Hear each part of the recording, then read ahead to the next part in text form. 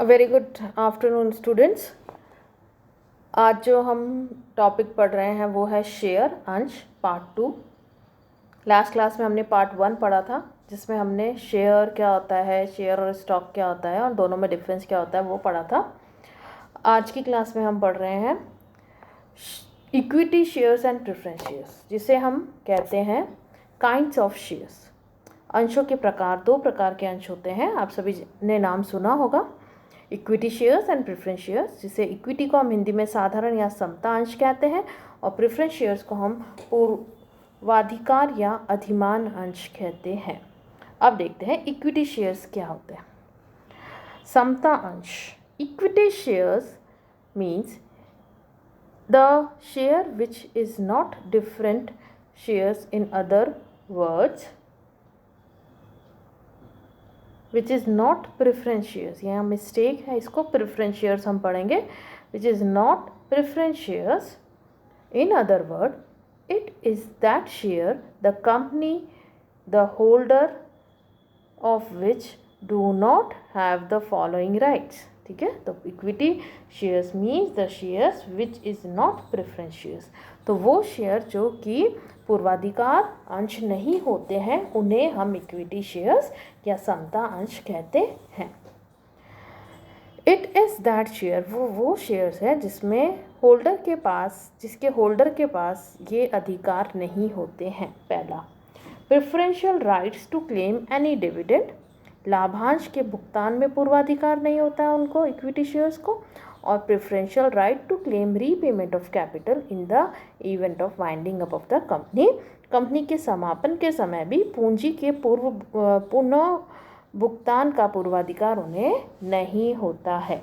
I hope कि ये आपको क्लियर हो गया। इक्विटी शेयर्स कौन से शेयर्स हैं जो कि प्रेफरेंस शेयर्स नहीं है और उनको ये जो दोनों राइट्स हैं वो नहीं होते हैं। अब आगे देखते हैं। Equity shares may be of following 2 kinds. पहला, विथ वोटिंग राइट्स, मताधिकार युक्त होते हैं, वह उनको वोटिंग राइट्स होते हैं। और सेकंड आता है विभेदात्मक अधिकार युक्त, जिसको होते हैं ये विभेदक अधिकार लाभांशों, मतदान व अन्य विषयों से संबंधित हो सकते हैं जिन्हें निर्धारित कर दिया गया हो। With differential rights as to dividend, voting and otherwise in accordance with such rules as may be prescribed। ठीक है, तो इनके पास क्या है, they have the differential right to get dividend, voting and otherwise in accordance with the rules as may be prescribed. कोई भी निजी कंपनी विभेदात्मक लाभांश अधिकार युक्त अंश निर्धारित की गई रीति के पालन किए बिना निर्गमित कर सकती है यदि उसके सीमा नियम या अंतर नियम में इसका आशय की व्यवस्था करी गई हो। अब हम देखते हैं जो प्रेफरेंस शेयर्स हैं वो कौन से शेयर्स हैं। प्रेफरेंस शेयर्स पूर्वाधिकार या अधिमान अंश। पूर्वाधिकार अंश से तात्पर्य ऐसे अंशों से है जिसके धारक को निम्नलिखित अधिकार प्राप्त होते हैं। Preference shares are that kind of shares which carries the following preferential rights. पहला, in respect of dividend, company के जीवन काल में उन्हें लाभांश प्राप्त का अधिकार होता है। और second, in respect of repayment of capital, company के समापन की दशा में पूंजी की वापसी का उन्हें पूर्वाधिकार। सेक्शन 43, धारा 43 के अंदर इसको क्लियर करा गया है, ये अधिकार उनको होते हैं। ठीक है, अब आते हैं इसके अतिरिक्त कोई भी अंश पूर्वाधिकार अंश तब तक माना जाएगा जबकि इसके धारक को निम्नलिखित में से कोई ये 1 या 2 अधिकार प्राप्त हो। लाभों की प्राप्ति के पूर्वाधिकार के अतिरिक्त इसके धारकों को उन अंशधारियों के साथ सहभागिता करने का अधिकार होता है जिन्हें उपयुक्त वर्णित पूर्वाधिकार नहीं होते हैं। इनमें हम कहते हैं इन रिस्पेक्ट ऑफ डिविडेंड, ये जो प्रेफरेंस शेयर होल्डर्स हैं they carry the preferential rights to payment of the dividend during the continuance of the company. जो और उसके साथ साथ हम ये कहते हैं कि जब हम बात कर रहे हैं डिविडेंड प्राप्त करने की, तो हम पहला जो पॉइंट है, हम पहला वाला पॉइंट की डिस्कस कर रहे हैं। In respect of dividend they may carry the preferential rights to repayment of the dividend during the continuance of the company, and the dividend may consist of fixed amount or the amount calculated at the fixed rate. The dividend may either be free or subject to income tax, and this dividend is payable before anything is paid to the equity shareholder. अब हम बात करते हैं in respect of repayment of capital. जब हम repayment की बात कर रहे हैं तो ये चीज़ आप ध्यान से देखिए। They carries the preferential right of repayment of the capital paid up in the event of winding up, and it means that the amount of capital of preference share holders is repayable before anything is repaid to the equity shareholders on the winding up of the company. उसके साथ साथ ये भी चीज़ हमें ध्यान रखनी है कि जो रीपेमेंट किया जाता है प्रेफरेंस शेयर होल्डर्स को, वो इक्विटी शेयर होल्डर्स से पहले किया जाता है अगर कंपनी का समापन किया जा रहा है। अब हम देखते हैं कि प्रेफरेंस शेयर होल्डर्स के पास क्या क्या राइट्स हैं। तो इसकी जो राइट्स हैं उनको स्टडी करते हैं। इसके 7 पॉइंट्स हैं। पहला, preference right to receive dividend. अभी हमने डिस्कस किया है कि जो प्रेफरेंस शेयर होल्डर्स के हैं उनको फिक्स अमाउंट के अकॉर्डिंग या फिक्स रेट के अकॉर्डिंग जो है वो इनका अधिकार है डिविडेंड या लाभांश प्राप्त करने का। सेकेंड पॉइंट है preferential right of repayment of capital in the event of winding up of the company.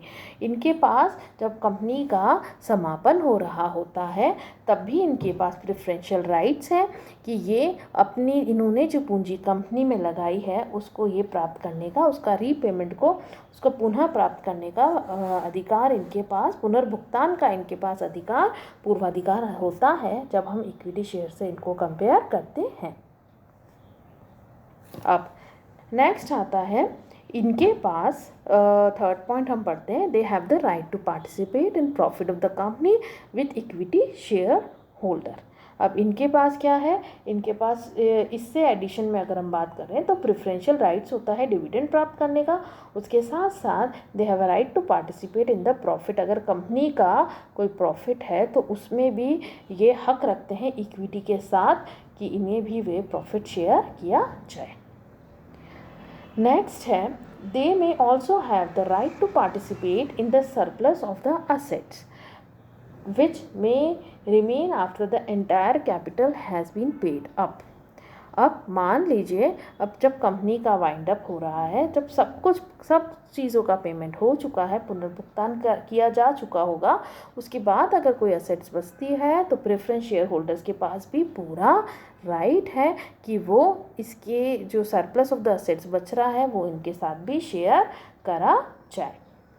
Next point है right to vote on resolution. Right to vote on resolution की अगर हम बात करें तो मताधिकार के इनके पास राइट होता है which directly affects their right attach to their preference shares. अगर प्रेफरेंस शेयर होल्डर से रिलेटेड या प्रेफरेंस शेयर से रिलेटेड कोई भी डिसीजन लिया जा रहा है तो प्रेफरेंस शेयर होल्डर्स के पास पूरा अधिकार है कि वो उससे रिलेटेड जो मताधिकार हो रहा है, उससे रिलेटेड जो रिजोल्यूशन पास हो रहा है वो उसमें अपना मत दे। उनका पूरा उस सभा में इनका पूरा राइट है उसमें वोटिंग करने का। उसके साथ साथ नेक्स्ट पॉइंट हम देखते हैं, right to convert the preference shares into equity shares if the term of their issue allow. इसका ये मतलब है कि समता अंश में परिवर्तन का इनको पूरा अधिकार है कि अगर ऐसे शेयर्स इनको इशू करे गए हैं जिन्हें कुछ समय बाद या कुछ वर्षों बाद इक्विटी में कन्वर्ट किया जाना है तो ये इनका पूरा हक है कि ये अपने शेयर्स को इक्विटी शेयर्स में कन्वर्ट करा सकते हैं अगर इन जो टर्म्स ऑफ इशू जो थी वो अलाउ करती है। अब लास्ट पॉइंट हम देखते हैं शोधन को की अगर हम बात करें तो शोधन को हम बोलते हैं redemption. Right to get preference shares redeem as per the terms of issue. अगर रिडीमेबल प्रेफरेंस शेयर्स हैं तो इनको पूरा हक है कि इनका शोधन किया जाए। अगर यद्यपि साधारण अंशों के जीवन काल में शोधन किया जाता है किंतु पूर्वाधिकार अंशों का शोधन पूर्ण निर्धारित तिथि अथवा उनके जारी करने के 20 वर्ष के पहले, जो भी पहले हो उसके अकॉर्डिंग उनका शोधन किया जाएगा। इसका ये मतलब है they have the right to get the preference shares redeem as per the term of the issue. जो टर्म्स ऑफ इशू थी उसके अकॉर्डिंग इनका रिडम्पशन किया जाएगा। तो जो साधारण अंशों के जीवन काल में शोधन किया जाता है, किंतु जो पूर्वाधिकार अंशों का शोधन पूर्व निर्धारित थी, जो भी डेट अगर आपने मेंशन करी है कि इस पर्टिकुलर डेट को इनका रिडम्पशन किया जाएगा वो, या जो 20 साल मैक्सिमम 20 साल है, अगर जो भी तिथि पहले आ रही होगी इनका रिडम्पशन जो भी रूल है उसके अकॉर्डिंग टर्म्स ऑफ इशू के अकॉर्डिंग किया जाएगा। अब आज की क्लास मेरे ख्याल से आपको ये जो इक्विटी शेयर और प्रेफरेंस शेयर्स हैं इसके बारे में क्लियर हो गया होगा। नेक्स्ट क्लास में हम काइंड्स ऑफ प्रेफरेंस शेयर्स पढ़ेंगे।